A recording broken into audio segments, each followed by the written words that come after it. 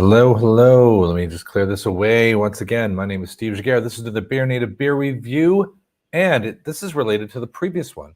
Last time you saw me review Ghost Orchid, I was a little confused because based on the information I had about the can, it was all Nelson Sauvin. Turns out it's got a little bit of a backbone of Mosaic and Simcoe, which was probably why I was so surprised when I got to the end of how it wasn't just completely falling flat.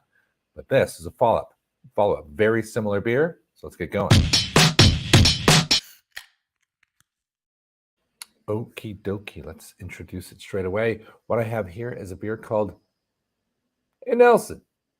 It's a NEPA, 6.8%. It's got some really freaky art on that. We're going to talk about that in a little bit because it is by Collective Arts.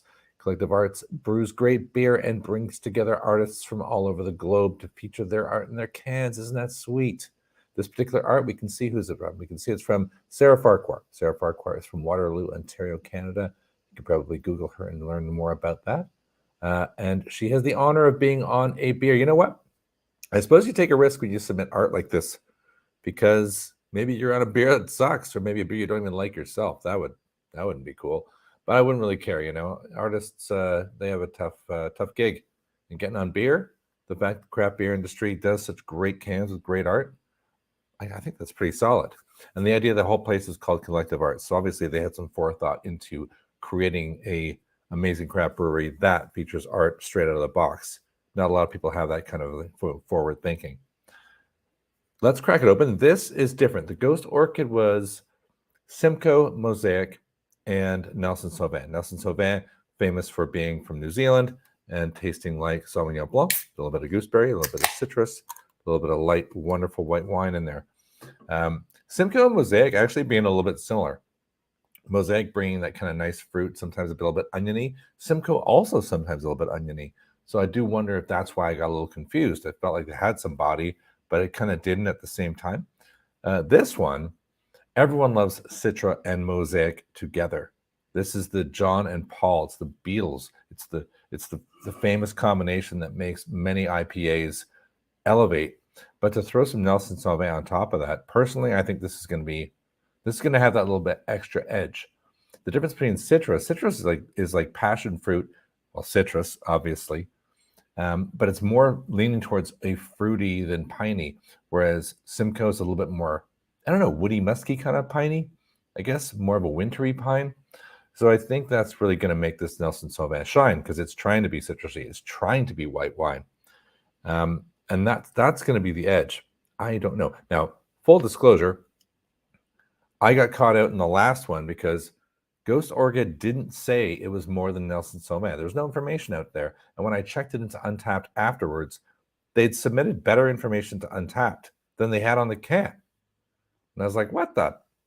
So I cheated a little bit. I went and looked it up on Untappd already just to see. And I didn't learn anything extra this time, but I did see that it had a lower overall average score than Ghost Orchid. And my prediction was going to be it was going to have a higher score than Ghost Orchid. People love Ghost Orchid, and it's good. More than I did. Hey, we're all human. Let's give it a little smell. See, right away, I'm just overwhelmed with this nice citra and Mosaic, and it's way juicier and nice than most juicy IPAs say they are. This is just saying, hey, Nelson. It looks like it says it's a New England IPA. It looks like a New England IPA. No doubt, right? Totally opaque, really orangey in color. Really quite nice. Yeah, I'm pretty excited about it. I'm going to have a little sip.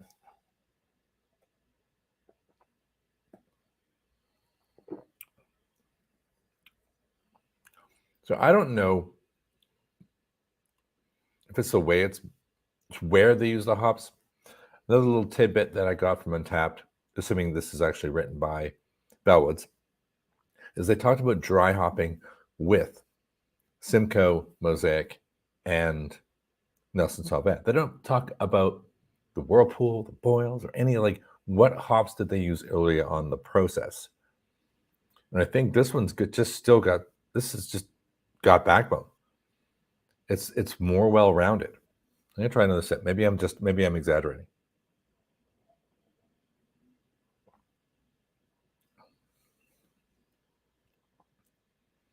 and a little bit of dank even. It's got a little bit of like sneaks up on you, you know, like you think you're just getting juice, you get a little bit of maybe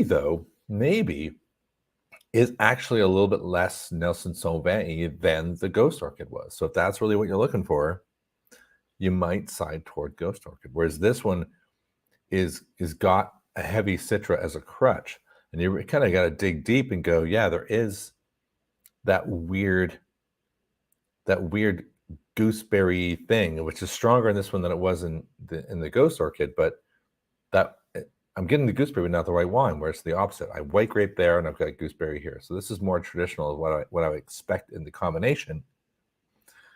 But maybe, you know, maybe less Nelson than the other one. I don't know. One last sip, and then we'll learn a little bit more about collective arts, because I think if you don't know them, you should learn more about them.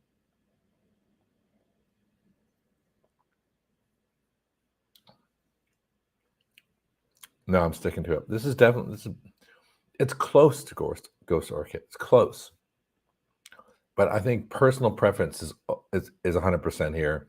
I just push this over the edge and say, as a New England IPA, I'm backing this one. It's a little bit better than Ghost Orchid, but I would say go get both if you can while they're still, because this was an LCBO, so was Ghost Orchid. If you can get it, if you can't get it at the LCBO, well, still your lucky day. You can go buy it at Collective Arts. Here it is, $4.85. Ghost Orchid was $5, I think, or similar. So they're in the same price range. I'm sure it's cheaper if you buy 4. Nope, not really. Oh well, just buy more, right? How about that? So, okay, this is a limited release IPA, so go get it if you can. I think it's absolutely worth it. Complex flavor, agree. Grapefruit, mango, ripe peach. Yeah, that's pretty close. I didn't get any mango. I always seem to get ripe peach, so I feel like I should discount that as a characterization. I think I'm biased. I just love ripe peach.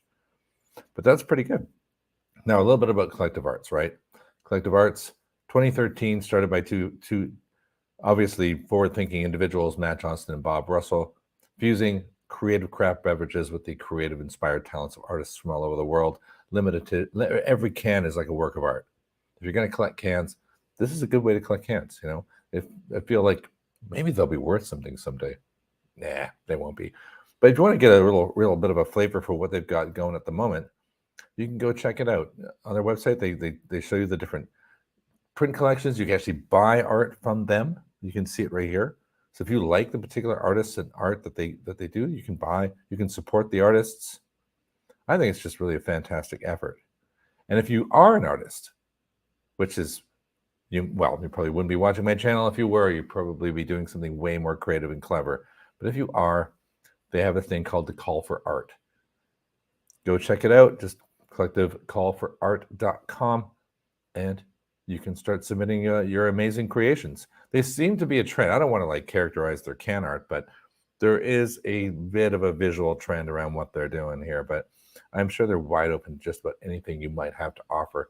They get a lot of submissions. I think it says somewhere here, like 40,000 submissions. Like, so I'm not gonna lie, it's a little competitive, but the results are very cool in terms of the consumer of both the beer and the art. So let's close it on that one. All right, we get to learn about a little bit of art. We get to learn about a very cool brewery. I'm in the Toronto area. I should always say that. I've got art sitting behind me. You know, I'm in the right space right now to talk about this beer and certainly to drink this and many more of them. I like it. I'm still going to bump it. I think I gave Ghost Orchid like a 3.8 on Untapped. I'm going to push this just over 4. That's me. You might like something different. If you want to argue with me, throw something down in the comments. Give me a like. Give me a subscribe. Tell me what Nelson Sauvin is your favorite. If it's not this one already, if it isn't this one, go try it. Maybe it will be. That is the end of this Beer Native beer review. My name is Steve Giguere. Come check me out. I've got more beers lined up while I'm in Toronto for the next few weeks. After that, I will be traveling back to the UK, over to Amsterdam, over to San Francisco, over to Barcelona. Subscribe to the channel and experience many, many more amazing beers. That is the end. Steve out.